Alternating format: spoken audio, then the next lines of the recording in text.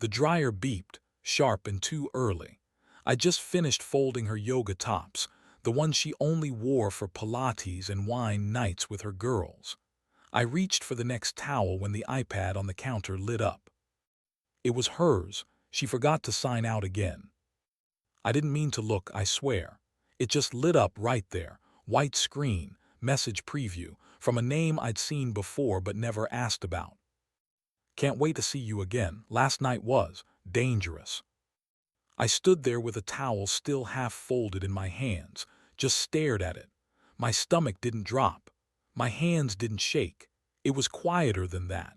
Like walking into a room and realizing someone had been there hours ago, but they're gone now, and something smells wrong. She just left, said they were trying a new spot downtown, tapas and flow, whatever that meant. I didn't open the message, didn't tap the iPad. I just turned it face down and finished folding the towels. Next day, she kissed me on the cheek and left her coffee cup in the sink like always. Her laugh bounced through the hallway when she took a call. Probably Ashley or Lauren or whoever made up the girls' night crew. She smelled like coconut lotion and eucalyptus. I checked the iPad again after she left. Not on purpose, I just walked past it. Another message, same name. Still thinking about how you whispered my name. Can't wait till you're mine. I didn't make a sound, just sat down on the edge of the couch and stared at the blank TV screen. It synced automatically, that's the thing. Same Apple ID. I'd helped her set it up. So I can stream workouts on the big screen, she said. By the third day, I stopped being surprised. He sent her memes, inside jokes, nicknames I didn't recognize, stuff like, "He still doesn't know. You wore that dress for him. You're evil." She responded with hearts. Laughter, voice notes, called him trouble, called me sweet. I never confronted her. I didn't even close the app. I just left it, let it keep sinking. I made her favorite pasta that Thursday. She smiled across the table like she didn't have another world behind her locked phone screen. One night I watched her sleep, her face soft, her breath steady. She turned toward me and smiled in her sleep, like whatever dream she was having was better than here, better than this. Her phone buzzed under the pillow. I didn't reach for it, I already knew. By the end of the week, I knew his dog's name, where he worked, the nickname he gave her, Firefly. He'd been in her life for months, probably longer. They talked in code at first like she knew she was being watched. Then she got sloppy, comfortable. Like I didn't matter anymore. I wasn't angry, not in the way people expect. It was more like standing at the edge of a lake and realizing it's frozen all the way through. You could yell at it, throw rocks, or you could just step back and walk away.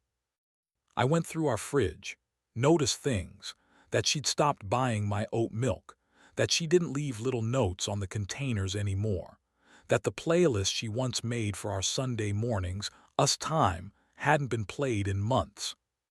It was all still there, but it wasn't ours anymore.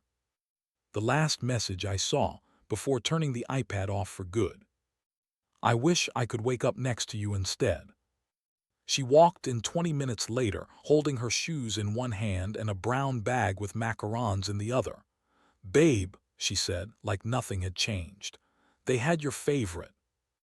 I took one, smiled, and said thank you. The sink was still active. The lies were still pouring in. But I waited. Because people always tell the truth eventually. Even if they don't use words. It started on a rooftop. Late summer, warm air, one of those nights where you can smell the city rain on concrete, somebody grilling 2 floors down. She spilled half a glass of Pinot on my shirt and laughed like the stain didn't matter. That laugh, it had this tilt to it. Carefree, like she was always one joke ahead of everyone else. I wasn't even supposed to be there. Mutual friend dragged me out, said I'd been working too much. She was there with some friend from work. Neither of us cared about the intros. We got stuck in the kitchen by the ice bucket. She said, "You look like someone who forgets to enjoy Fridays." I said, "You look like someone who overanalyzes people." She smirked. Only when they're interesting. That was her thing. Everything was a challenge. By the second date, she was calling me Mr. Quiet. Said I was hard to read, but she liked that. Still waters, she'd whisper like it was sexy. And I thought she saw me. Not just the job, not just the stable one me. She asked questions other people didn't bother with. About my dad's back surgery, my favorite cereal as a kid, whether I ever cheated on a math test in 10th grade. I told her about my sister. She told me about college, the art degree she never used, and the guy who broke her heart senior year. Said she only wanted something honest now. Simple. And I wanted to believe her. 2 years later, we got married in the Blue Ridge Mountains, just 40 people. We wrote our own vows. Hers started with a joke. Mine ended with a promise. She wore a velvet dress, deep green, and said it made her feel like a forest witch. I told her she looked like magic. She rolled her eyes and kissed me before the minister said it was time. I should have known that would be the theme. She never waited for permission. Our apartment came next. 4th floor walk-up with a balcony barely big enough for 2 chairs.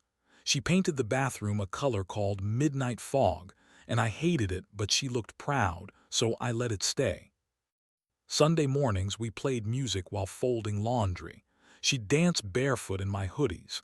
Said it made her feel small in the good way. We'd order from that same diner every Friday. She'd steal fries off my plate. I let her. I remember thinking, this is it. This is what people mean when they say home. She had this playlist called Us When We're Old, songs for imaginary road trips, slow dances in the kitchen, campfires we never made. I added a few songs to it. So did she. It felt permanent. She worked in PR, long hours. Said she needed her girl time to reset, wine nights, brunch, weekend yoga. I trusted it, trusted her. When she said he's just a friend, I believed her. He was some guy from her college improv group. Not her type, she said. Too intense, too many flannels. She'd show me memes he sent sometimes, said he's ridiculous. Then she'd scroll past quick, laugh, but not for me. But back then, I didn't overthink it. We were solid. That's what I told myself. She once called me her anchor, said I kept her from floating off into chaos. I thought that was love. I didn't realize that sometimes people hate what keeps them grounded. It started with her laugh. Not the real one, the one I knew. The one that came from her stomach and made her eyes crinkle. This one was quieter, thinner, like she was trying it on, practicing it for someone else. She laughed that way during dinner one night while reading a text. I asked what was funny. She blinked like I'd interrupted something. Oh, nothing, just a meme from Trevor. Trevor? That was the name. The just a friend guy. I remembered him from one of her old Instagram posts, arms slung around her at a college reunion. He looked like every guy she swore she was over. Rugged, hipster with emotional chaos in his eyes. Still, I nodded, took another bite of my chicken, said nothing. A few days later, she was folding laundry and listening to a playlist I didn't recognize. Usually it was Taylor Swift or throwback R&B. This was acoustic. Melancholy, male vocals, sad lyrics about secrets. I asked what it was. She said, oh, just something Trevor sent me. He's got great taste. I watched her smooth out one of his old flannel shirts, not mine. She wore it sometimes, claimed it was comfy. I'd never liked it, but I never said anything. The next time she went out with the girls, she came home with new earrings and a story that didn't quite line up. Said they'd tried that sushi place near the waterfront, but the leftovers were Italian, and she hates fusion pasta. She tossed the bag in the trash like it didn't matter. I didn't say a word, just made coffee the next morning like usual, 2 sugars in hers, almond milk, same mug, the one with the cracked handle she claimed was lucky. She didn't thank me.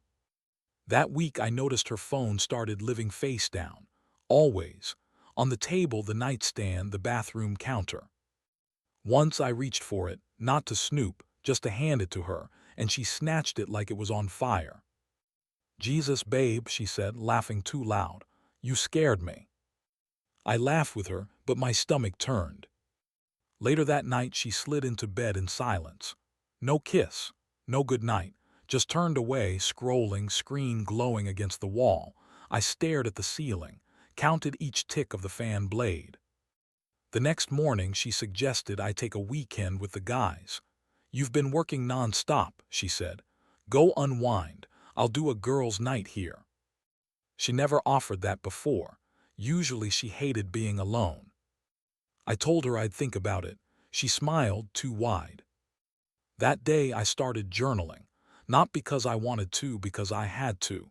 She told me I was imagining things, twisting memories, said, "You're being paranoid lately, babe. You okay?" I wanted to believe her. I really did. But the journal kept me grounded, made me track the lies. When she said she was home by 10, but the rideshare receipt said 1:12 a.m. When she said Ashley was sick, but Ashley posted beach photos that day. She kissed me less, touched me less. Our inside jokes started falling flat. One night we were watching some dumb thriller, couple on the run, secrets and betrayal, and I said, "Guess it's always the person closest to you, huh?" She didn't laugh. She just got up to pour more wine. Later I caught her whispering on the balcony. It was late. I pretended to be asleep. Her voice was soft, that laugh again, that new one, not mine. I started staying at the office longer, not because I had to, because it felt less fake. She stopped asking when I'd be home. Dinner went cold. The apartment felt staged, like a set we were performing in, and she'd already left the scene.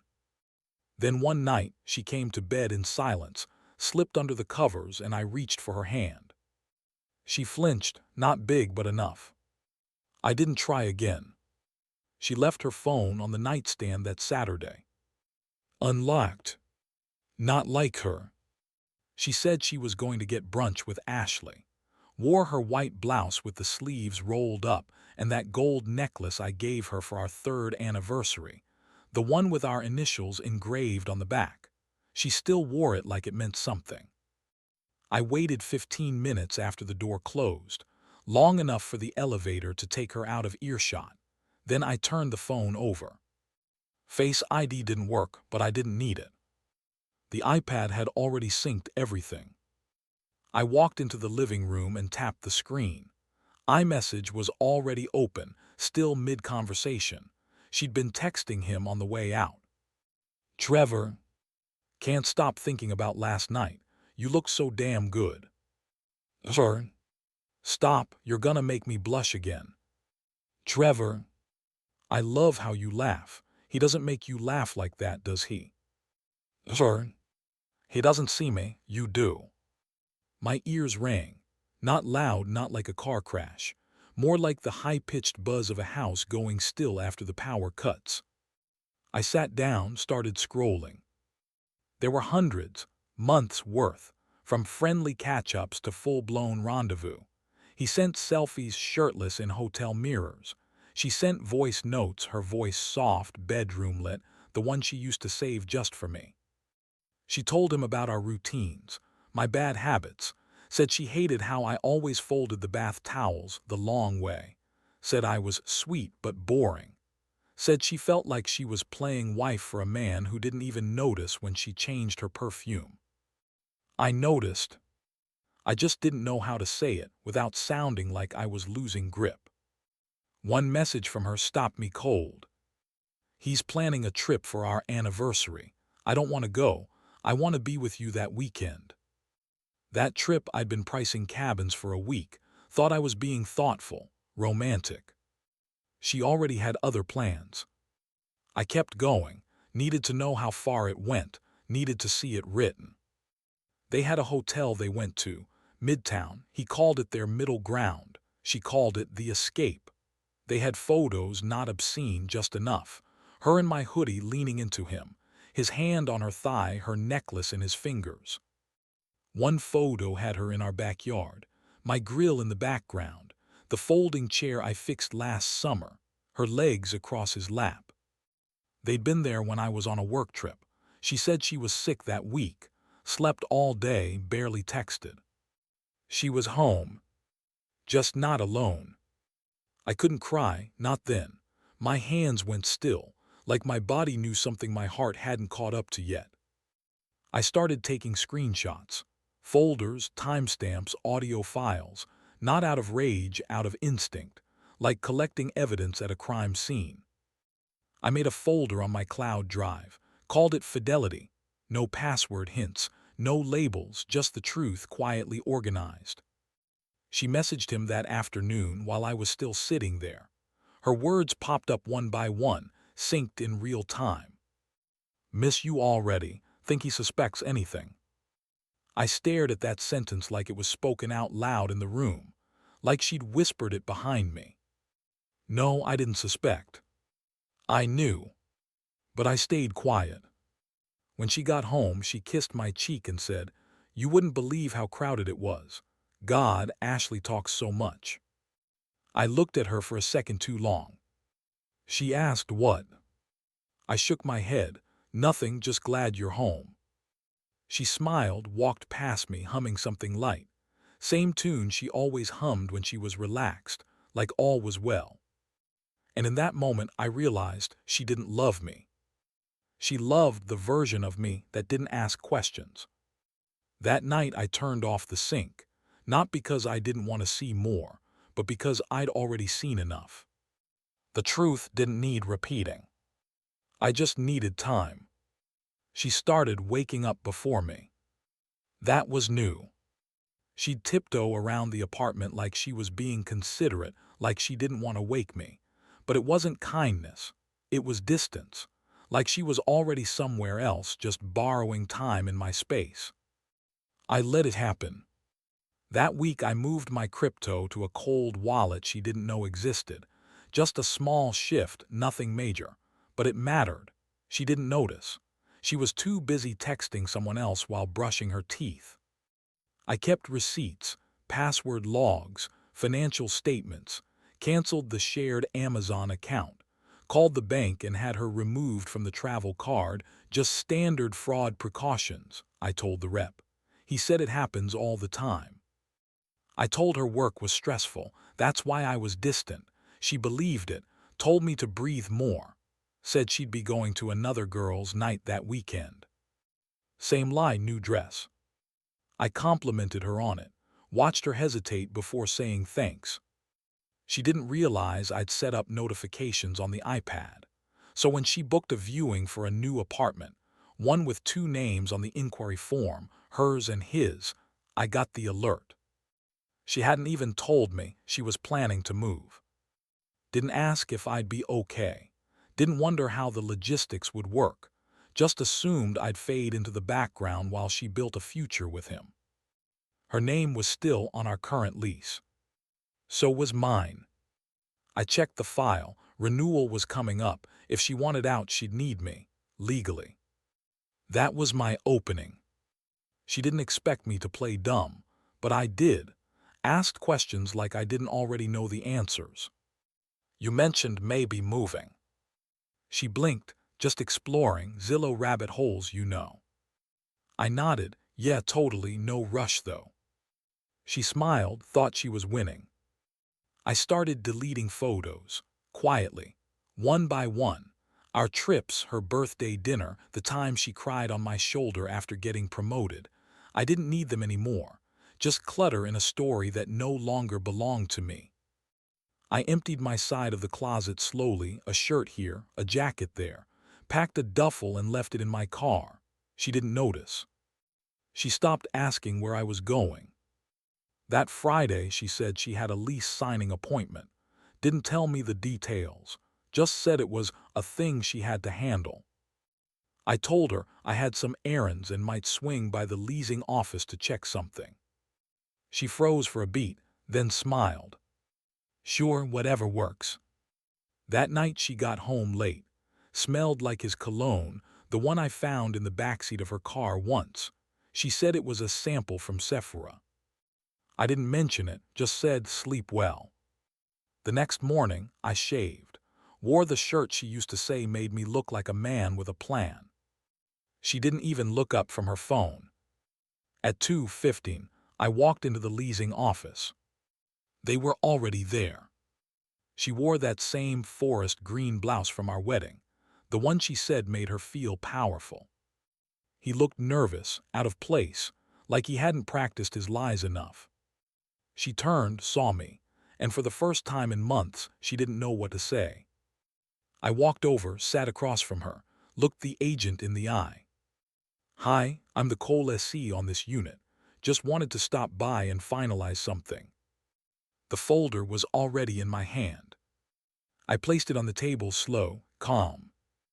Inside were signed documents, my half of the lease relinquished, notarized, and filed. Dated 3 days ago. I'd already moved out, paid my share of the remaining utilities, even left the furniture. She opened it, saw the screenshots clipped behind the paperwork. Photos, messages, that one text, he still doesn't know. Trevor shifted in his seat, cleared his throat. She went pale. I stood up. "Good luck," I said. Then I left. I didn't slam the door, didn't look back, just walked into the sunlight like nothing had happened. Because in my version of the story, it already hadn't. She called twice that night. Left voicemails. First one was quiet, confused. Said she didn't understand what I'd done. Second one was sharper. "You blindsided me," she said. "That was cruel." I listened with the phone on speaker while I washed dishes. The plate from my solo dinner clinked against the sink, chili and cornbread. Same thing she used to ask for when she was sick. I rinsed the crumbs away like they were part of some other life. She said I owed her an explanation. I didn't respond. She never asked if I was okay, just why I hadn't told her. That weekend I booked a hotel by the lake. No drama, no Instagram story, just clean sheets, quiet walls. I spent the time sorting passwords, changed the logins to every joint account. Utilities, subscriptions, shared calendars, gone. I left her email on the lease contact list, though. She could inherit that mess. Her lawyer friend texted me a week later, something about an equitable split. I told him everything was already in her name. I'd made sure of it. The apartment, the furniture, the kitchen appliances, she could keep it all. He asked why I didn't want anything. I said I'm not the one who broke it. That shut him up. I filed my taxes solo, closed the joint savings and transferred my portion to a private account I'd opened months earlier. Nothing illegal, just efficient. She emailed. Subject line, "Can we talk?" No text in the body, just blank space, like she wanted me to do the heavy lifting one more time. I archived it. At work I moved desks, requested a project across town, something new, something clean. My manager said I seemed focused. I said I was getting clarity. Every night I took walks, just to hear the gravel shift under my shoes, to remind myself that silence wasn't empty, it was earned. Then came the post. She tagged him, a photo from the apartment balcony, her glass of wine, his hand on hers. Caption: "New beginnings." I didn't flinch. People sent it to me, friends, distant cousins, even my sister. I didn't reply to any of them. She wanted a reaction, wanted to know she still lived somewhere in my head. She didn't. See, when someone burns your house down, they expect you to chase the flame. But I'd already walked away with the blueprint, quietly. And I built something better. They moved into that apartment, the one I signed away, the one she thought would be her fresh start. She didn't know I'd flagged the lease account for structural issues. Maintenance got involved. The heating failed mid-December, mold in the laundry walls, leasehold drama. All above board, all handled by the property manager. They called me out of habit maybe. I let it ring out. Then I blocked the number. I didn't need to prove anything. She once called me safe, said I kept her grounded, and for a while I believed that was love.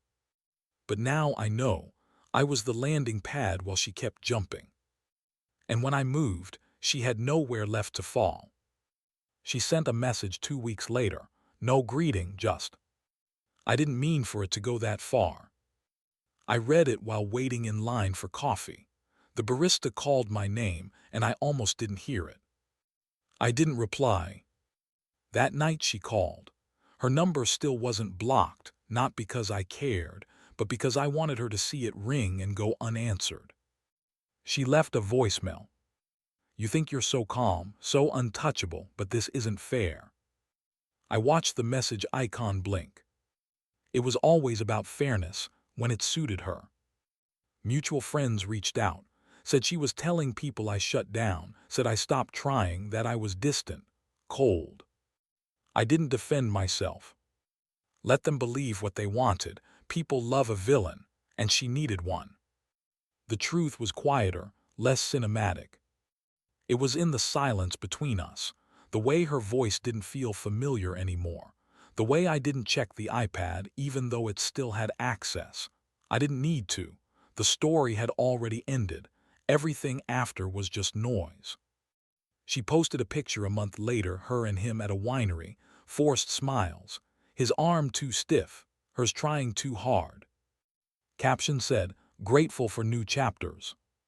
I stared at it for 5 seconds, then closed the app. My therapist asked if I felt closure. I said I feel clear.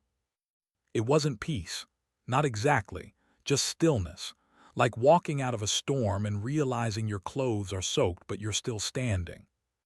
She emailed again. This time it was longer. Talked about memories, about how things used to be, said she missed our rhythm, said I was still the kindest person she's ever known. I archived that one too. Kindness isn't forgetting. It's choosing not to destroy someone who already did it to themselves. One night she called me by accident. 5-minute voicemail of background chatter, her voice faint, laughing at something I didn't recognize. I listened once, deleted it, and that was it. No grand finale, no apology that changed anything. Just her voice fatting out, and mine getting stronger. People always ask why I didn't scream, why I didn't fight, flip a table, throw her stuff out the window. But the truth is, when someone lies to your face for that long, you stop needing volume. You start needing distance. She told me once that silence scared her, that empty rooms made her feel like she was fatting. Maybe that's why I chose it. Not as punishment, just clarity. I think we all want to believe we'd handle betrayal with some kind of dramatic justice, some final word that stuns the room and makes everyone clap. But it doesn't work like that. Real betrayal, it's quiet. It's sitting across from someone who's smiling and suddenly realizing they don't see you anymore, haven't for a long time. It's the laugh they don't use with you, the version of themselves they save for someone else. I didn't leave because I hated her. I left because I finally understood what loving her was costing me. Sleep, trust, my own voice. And yeah, I think I could have fought to keep her, convinced her to stay, forgiven her like a fool and tried to rebuild something made of ashes and duct tape. But what kind of love needs to be rescued from itself? She made her choice, and I made mine. Now I sleep through the night. I drink my coffee hot. I don't flinch when someone laughs behind a locked phone screen. I'm not bitter. I'm just done carrying stories that don't want me in them. She used to ask if I'd remember the good parts. I do. But I remember who I was before I started shrinking to stay in them more. And I won't forget that again. This is Revenge with Camden.